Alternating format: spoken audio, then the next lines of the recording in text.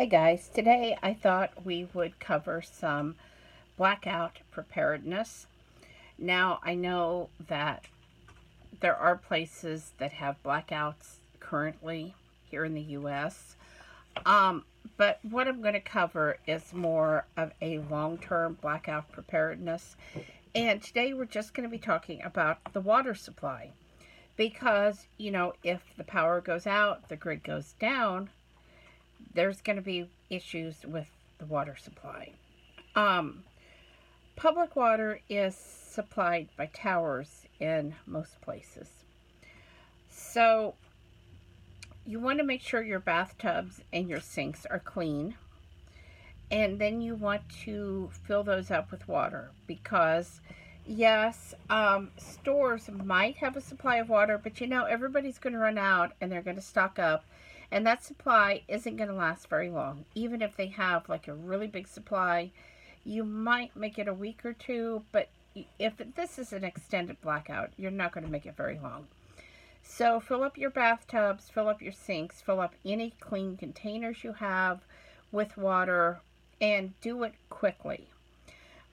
If you can, one suggestion is to, if you fill your canner and you've only got 5 jars full of food, then go ahead and wash and sterilize and always use new lids. Don't reuse your lids, always new.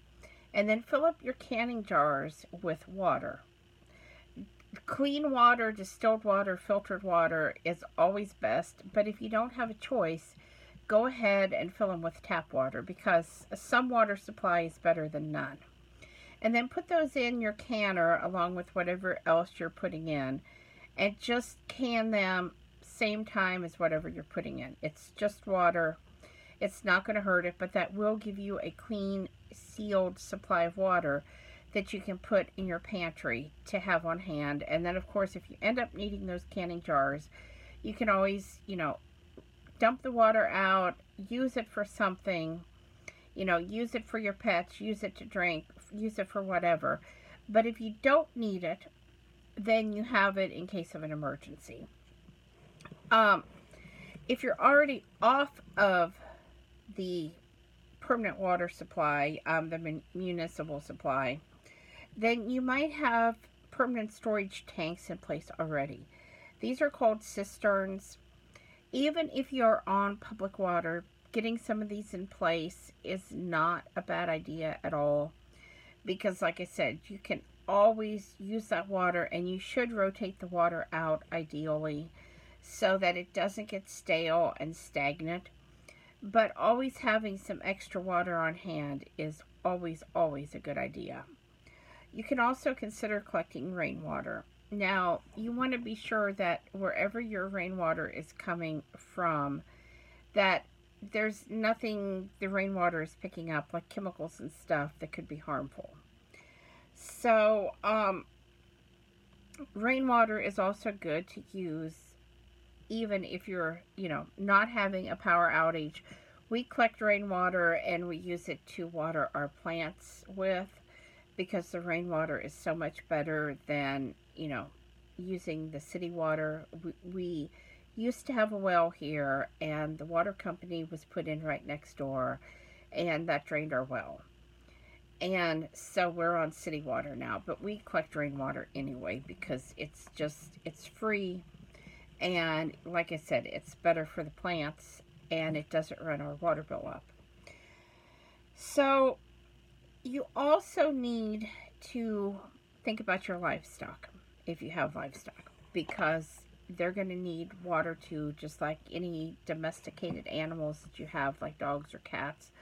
They're going to need water in the event of a blackout. You need to have about 1 gallon of water per 100 pounds, and that's for the cool weather. And cool weather is considered below 59 degrees Fahrenheit. 2 gallons of water per 100 pounds above 77 degrees Fahrenheit.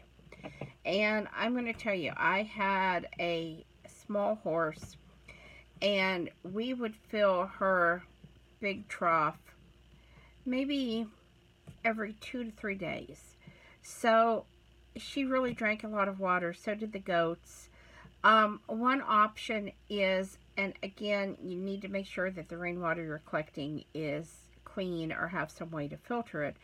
But one way to always make sure the troughs are filled is to position them so that they collect the rainwater runoff.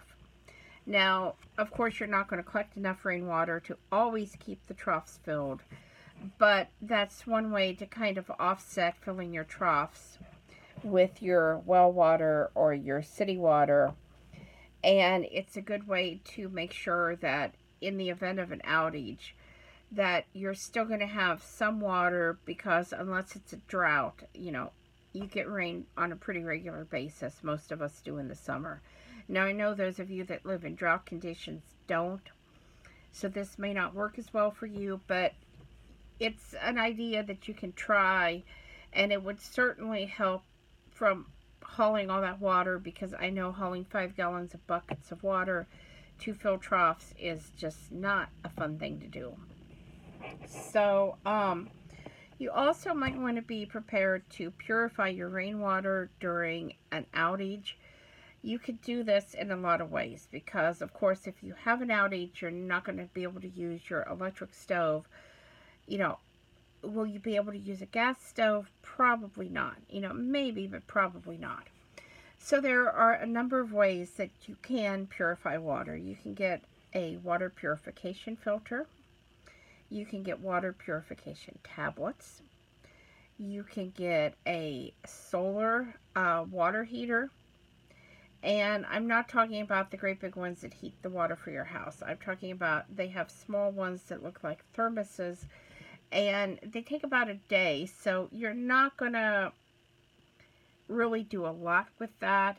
But if you put it out the day before and you want some hot water, say for coffee or to make some soup or something, then that would work really, really well, because it's going to heat it, it's going to boil it, and it's going to purify it. A really neat idea that I saw, and I kind of questioned this, but then I thought about, yes, it's going to boil it, so yes, it's going to clean it, is to take empty pop bottles and fill them with water and seal them up and set them out in the sun and let the water boil inside of those and purify them.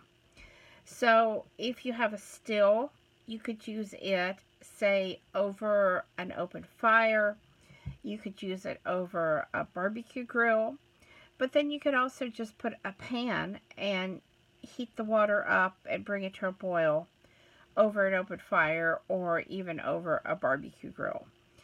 So I think one important thing is everyone really needs to understand how to cook over an open fire, because you may not have charcoal briquettes. You may not be able to get your gas grill to work, or you may run out of gas. So, understanding how to cook over an open fire, how to build a fire and get that fire going fairly quickly is something that everyone should be practicing on now. Another option, of course, is if you have a solar oven, you could bring larger quantities of water to a boil. But again, all of these methods are going to be much, much slower than if you can put a pot over an open fire and you can bring that to a boil. Or if you already have your water stocked up so you don't have to worry about any type of contamination. And yes, if it's a very long blackout or grid down situation, then you are probably going to have to resort to some other ways of getting water and purifying the water. But the one thing that I would do is, like the very day that the situation happened where there was a blackout, for all the water that I used, I would start collecting water from another source and start getting it purified, so that you don't get in a panic when you use that very last bit of your water and the grid isn't back up yet. Always be prepared, always practice, always know where your water sources are. If you've got a creek on your property, that's great, but what if that creek dries up? You know, don't just think, oh, I've got this covered. Always be thinking ahead and always be preparing and always be stockpiling. So that's it for me today. I really hope this has been helpful for you.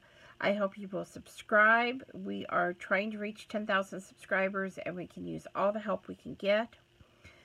Share the video, thumbs up, thumbs down, comments and questions below. Thanks for watching, and I hope all of you have a fantastic weekend.